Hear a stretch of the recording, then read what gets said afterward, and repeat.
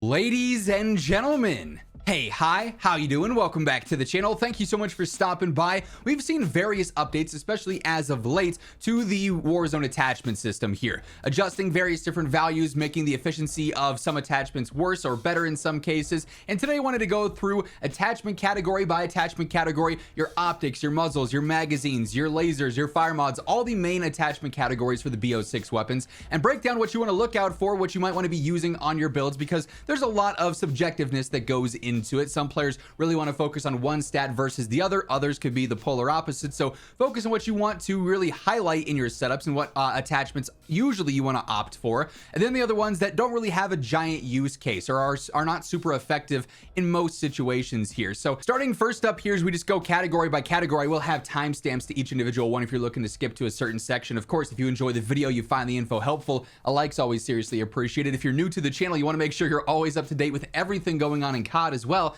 Be sure to hit that subscribe button, help get us one step closer to hitting 1 million. But the optic category is by far the most subjective here. This is largely personal preference, especially with how they've done optics this year. There's not ones that are going to give you huge competitive advantages. It's mostly going to come down to, okay, do you really like the look of the Volsky reflex and the red dot that it comes equipped with? Or do you really like maybe the Otoro red dot a little bit more? Do you like a hollow sight a little bit more? What are you going for here that is more advantageous to your gameplay? What is the scope that you use? You can see enemies clearly in it. You can control the visual recoil that comes with it. What is going to be the most effective for your level of comfortability? If it's the Willis 3 times or an OM3 hollow or whatever else, use the optic that you are the most comfortable with, and that applies to all these situations, right? There's times when you don't want to use an optic because you like the iron sights. You can save that attachment elsewhere. That's fantastic, but optics really come down to just being personal preference for the most part.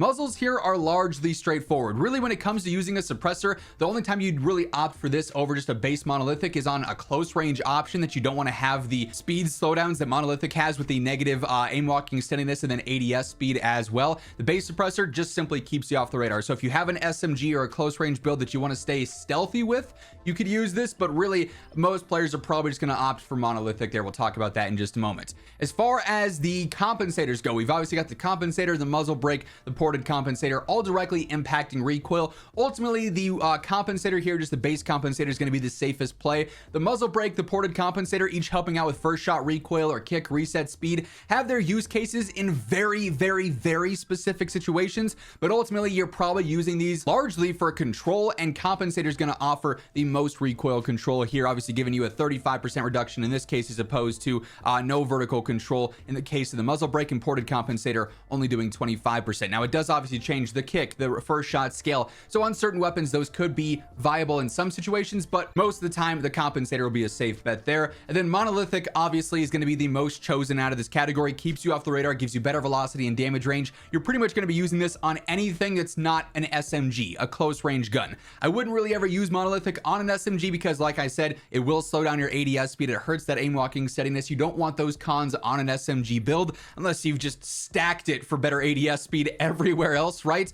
But for anything you're using mid-range to long range, the monolithic typically is going to be the go-to unless you really need that recoil control. So compensator and monolithic are the ones you really want to focus on out of this category. Now for barrels here, there's really only 3 yet again that you want to highlight. Reinforced, long barrel, and gain twist are all very effective in certain situations. The short barrel could have uses on like an SMG build that you're really focused in on mobility, but that'd be for that specific niche play style. Universally not really one that's going to be chosen too much. And then CHF obviously gives you those increased neck multipliers. Like you could use this on something like an Amex, for instance, and get a pretty crazy TTK, but it's coming at the cost of recoil, and most players are not going to enjoy that because it is a noticeable recoil increase there when you do go ahead and you use that. So typically reinforced, long barrel, and gain twist are going to be the ones you focus on the most. Gain twist is going to have its largest use case on weapons that have infinite damage ranges. So things like the TR2 with its lack of damage drop off, the HDR, weapons like that are one shot headshot over long distances, or weapons you want to create that hit scan feel on. If you want to go crazy on velocity, this is going to give you a massive increase. You could stack this with overpressured and create some absolutely insane hit scan ranges,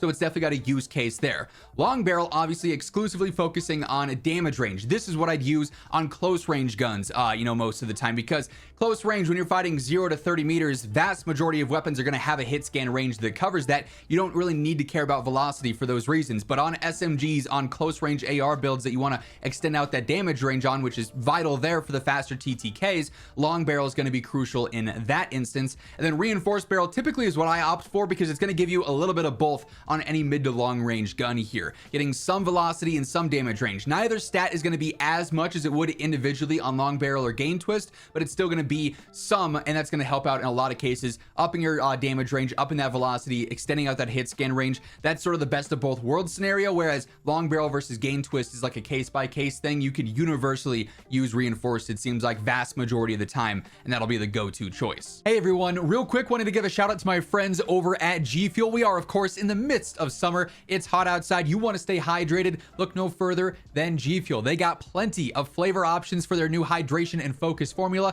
and of course if you're looking to stay energized, there's a ton of options there as well between the tubs and the cans, and G Fuel is constantly adding in new flavors. Trust me when I say there is something for everyone. There are so many bangers. Some of my absolute favorites: watermelon limeade, hype sauce, fruit punch, all fantastic. You can mix and match flavors as well. They got so many choices. If you ever want to grab anything at all from the new and improved G Fuel site, use code Immortal at checkout. The link for that will be down in the description below if you're interested. Now, underbarrels, the availability here is going to vary by category. Like rifles and whatnot are going to have all these crazy launchers and everything. Not every gun's going to have that. Basically everything though has some combination of the vertical, lightweight, marksman, precision, ranger, and G-grip. On things like some marksmans, it's changed up a little bit for like idle sway and things, but for the most part they're still doing the same thing here, right? And again, there's a few that stand out more than the others. The vertical foregrip's going to be extremely straightforward here. If a weapon has a lot of horizontal bounce, so side to side action in its recoil pattern, this is going to be crucial for helping limit that. Vertical recoil is very easy to predict. You're just pulling back on your mouse or your thumbstick to control that pattern, whereas horizontal is a lot more annoying to predict and counter. So if you can limit horizontal control, that's huge. So this is one that you're going to be using on a lot of mid to long range guns where the recoil is going to be more noticeable. Then even if a close range gun has a lot of recoil and you really want to focus on that, this is a great choice. Lightweight foregrip, just helping out with idle sway, is usually something that's going to be more impactful on a marksman or a sniper in specific. Obviously they're the handguards there or whatever, right? But that's something I'd be focused on for those specific weapons. For full auto rifles, LMGs, SMGs, not something you ever really typically want to lean in on. Marksman with ADS focus, again, has its use case for like a sniper, but lightweight I think is offering a little bit more than that in that case, so I typically would forego using marksman. It doesn't really have a giant use case right now.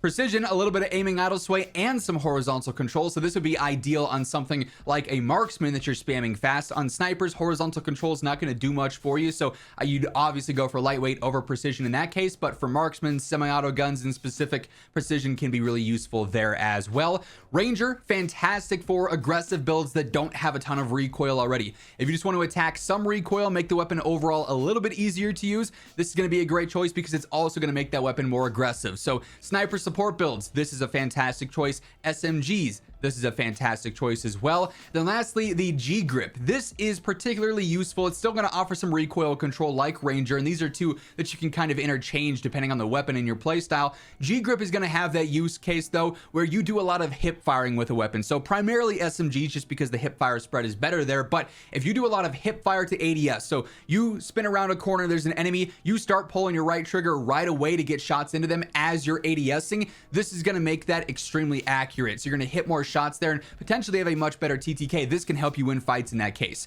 If you're much more so a player who is always ADSing first as you're getting into gunfights, then G-grip doesn't really have that same use in that case. So depending on your play style, the weapon type, obviously things like a PPSH, other SMGs like that are sort of spray and pray good for hip fire, this definitely is a very strong choice, whereas Ranger also can apply to basically everything universally. Magazines is very straightforward. Typically you just want to go for the largest option in most cases, unless there's like like an 80 round mag, a 100 round mag that's going to slow you down a ton. Just going for extended 2 or extended 3 that's going to give you a 55, a 60, a 70 rounder is going to be the go-to there. The only time I wouldn't be going for this is on LMGs that have crazy slow reloads. You might want to opt for a fast mag in those cases, or on snipers, because the fast mags there will actually speed up your ADS and you can be a little bit quicker there. Like I'll use a fast mag on an LR762 or a Frostline or something like that, but typically you're always going for extended 2 or extended 3 here. Very straightforward. You don't have to spend much time on that at all. Now, rear grip is one of the better categories because quite frankly, all of these are very good. It's just really going to come down to which stats you in particular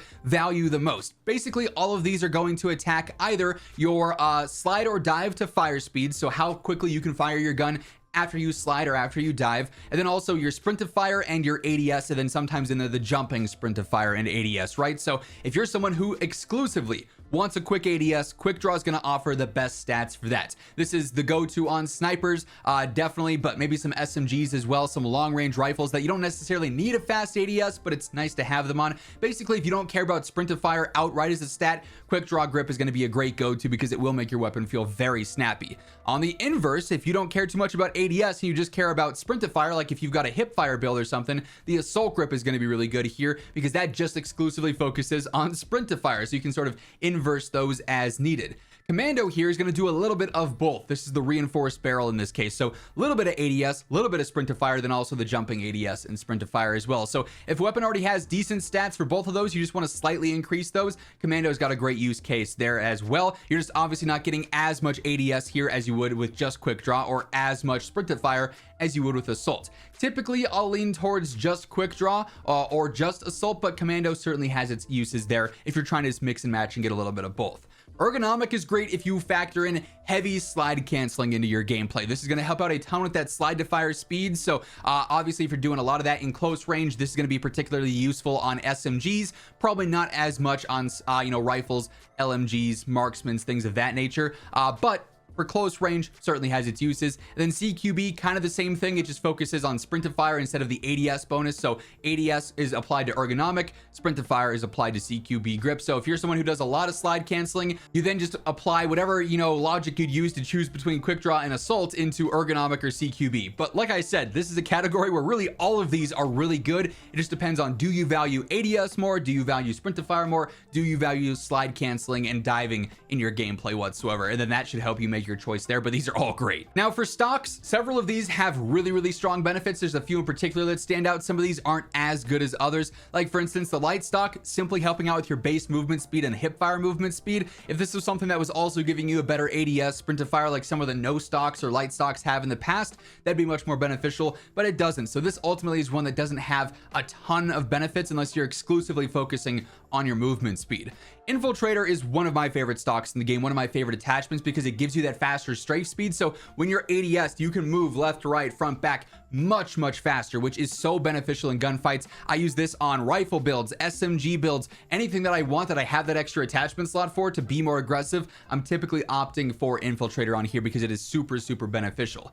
Heavy stock for added flinch resistance, not super useful in a lot of cases, maybe on some semi-auto guns, but flinch in this game is going to be largely minimal, and this is much more of a defensive attachment here. You have to be getting shot for it to have a relevance to the class setup, whereas Infiltrator, balance as we get to here, these are more offensive based attachments, which I think is much better overall. Speaking of balanced, better base movement speed, strafe speed in general as well. This is particularly useful on more aggressive builds that you want better mobility on. Sniper support, this is a fantastic choice. It really comes down to, do you also want movement speed or do you exclusively want strafe speed? You can pick and choose between either balanced or Infiltrator there. Those are the two main standouts here. Lastly, combat stock helps out again with flinch resistance and then a little bit of strafe speed. You're going to get more strafe speed obviously out of just Infiltrator here, and then flinch being defensive, just not one that I'm typically leaning towards a ton. There are a few specific situations where it could be good, but typically balance and Infiltrator are going to be the standouts in this case. The laser category in Black Ops 6, not all that competitive. There really aren't ones that stand out here like they have in the past. I mean, even MW3 Warzone having lasers that give you better sprint to fire ADS. Back in the day, we used to have a lot of laser based builds. Not so much anymore. Steady aim laser helping out with hip fire spread. So if you're going exclusively for a hip fire build, then yes, this has a use case. If not, it's not worth running at all. Fast motion laser, again, helping out with hip fire spread, specifically though if you're diving, sliding, or jumping. So if you do a lot of that movement in your gameplay and you're hip firing exclusively, it has a use. But if you're not hip firing exclusively, it's probably a waste of an attachment. The tack laser does give you the option for tack stance, so if you do like that style of play, this is particularly useful on shotguns. That's really the only place I actually use it realistically, but it is something that certainly has a use in that specific niche. Outside of that, tack stance obviously is meant for close range only, so it's pretty defined there. The Streetlock laser is about the only one that I think has a larger use case here, because it's going to help out that hip fire to ADS accuracy. Similar to the G grip, you start hip firing into your ADS. This is going to make that hip fire laser accurate, literally here. So this is really good, but that is a very specific style of play and a very specific style of engaging where you're always forcefully, mindfully spamming a hip fire as you go to ADS. And if you can train yourself to do that, this has high upsides. But so few players realistically, especially more average players, are probably going to do that in their gameplay that, again, while this could be effective, for the vast majority of players, it's probably not. And then target laser, helping out with aiming, idle sway, and steadiness, would have a use on snipers, but they buffed the steadiness and the sway of a lot of guns a while ago, so this isn't as useful anymore here. So really the laser category in general is largely underwhelming. And then lastly here, we've got fire mods, and there's 3 here that are important. It's rapid fire, overpressured, and recoil springs. I'm sorry to you FMJ lovers out there. The penetration damage is cool, and some players may like that. You do a lot of spraying and praying through walls.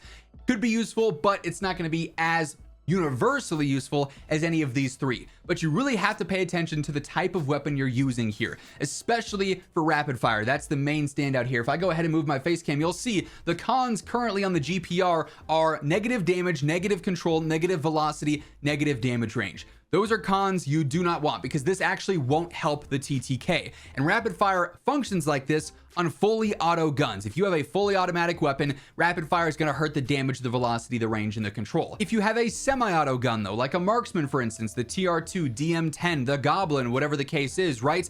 In that case, it only hurts the control. The damage, the velocity, the range is not affected. And that's where rapid fire really stands out. You don't want to hurt your damage here because even though it's increasing the fire rate, potentially giving you a faster TTK, when it changes the damage profile, the TTKs don't end up getting faster. If it leaves the damage profile alone like it does on semi-auto guns, it gives you a potential faster TTK, and that's where this is extremely strong. So as on semi-auto guns, rapid fire is a go-to. On fully auto guns, avoid that for sure. We then have overpressured. This exclusively focuses on velocity, so if you're stacking this in addition to gain twist or you want even more velocity on weapon to extend that hit scan range, this obviously is what you go for. Snipers, this is huge as well because it helps out with bullet drop and bullet lead, so it's easier to stay on target and the bullet will go where you're actually aiming. You don't have to worry about leading it on too much. And then recoil springs, very straightforward if you want the weapon to be easier. Just straight up recoil control, horizontal and vertical boost there, 0 cons. This is really solid as well. If you want to make a laser beam build, or if there's a weapon that's got a lot of recoil control and you really need to attack it,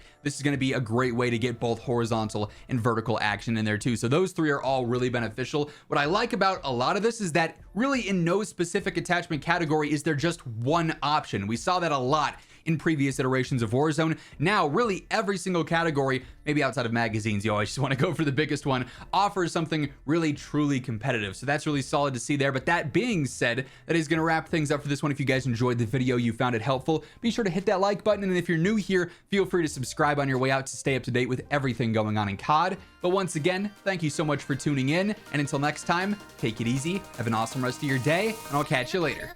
Peace out.